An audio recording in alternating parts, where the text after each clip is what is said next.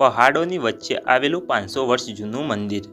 જય માતાજી મિત્રો, આજે તમને એક એવા મંદિર પર દર્શન કરવા લઈ જઈએ જે પહાડોની વચ્ચે આવેલું છે અને લોકમાન્યતા અનુસાર આ મંદિર 500 વર્ષ જૂનું છે।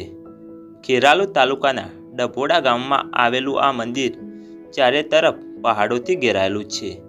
આ મંદિર પહાડો પર આવેલું હોવાથી 100 જેટલા પગથિયા ચડવા પડે છે। સખત ગરમી અને તડકો વેઠીને અમે આ મંદિરે દર્શન કરવા ગયા। મનમાં એક જ આશા, માતાજીના દર્શન કરવા।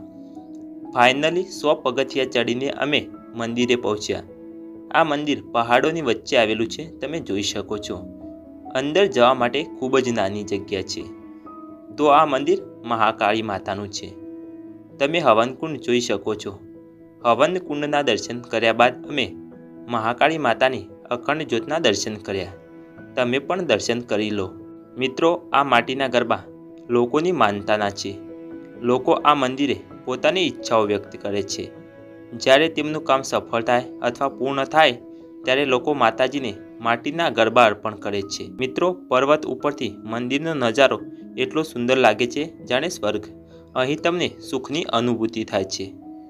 જો મિત્રો વિડીયો ગમે તો લાઈક અને શેર જરૂર કરજો અને કોમેન્ટ કરીને જણાવજો કોણ કોણ આ મંદિરે ગયું છે। જય માતાજી।